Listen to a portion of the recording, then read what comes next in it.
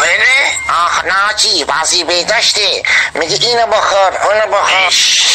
کرونا همچنان قربانی میگیرد. در خانه هایتان بمانید و نظافت فردی را رعایت کنید تا بتوانیم زنجیره این اپیدمی را قطع کنیم. حاجی فدای تو بشه. حیاتی کی بودی تو؟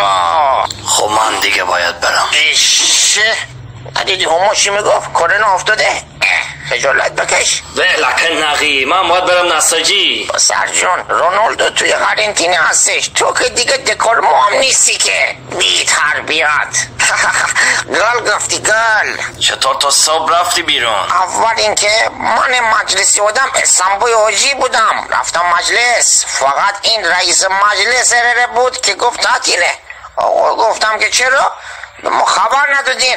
گفت من خودم صبح جمعه فهمیدم.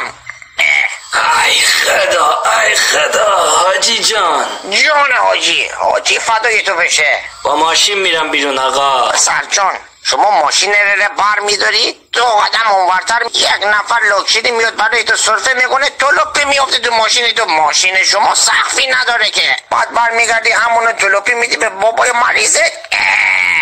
بابای شما هم که ماشاءالله سندروم دست داره، بیقراری میکنه، کرونا بگیره، کسی نمیدونه نزدیک این پسره بشه. میدونی دیگه هیچ کس نمیدونه پدر شما رو کنترل کنه. علی آباد میشه معدن کرونا، آباد در آباد میشه. گل گفتی گل.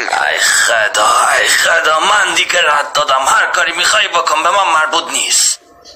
یا مکه مکرمه یا مدینه منوره، مدینه بایت. ببو جون این صرافه رو بذار پایین. بشین خونه دایی جون، رو پاهای دراز کن. 2 متر قد داری، هر نیمت به کل مازندران میتونه ویروس رو بده. بشین خونه دستا رو با آب و صابون بشور. با جون مردم من بازی نکن. من دیگه رد دادم، من میرم بخوابم. همیشه هم قبل خواب 2 چای بزن بعد بخواب. من برم دنبال اما سارا نگاه دستکشره مسکره من بیاریم من برم. اسکندر زمانی تو نقی من فتحی که بشم.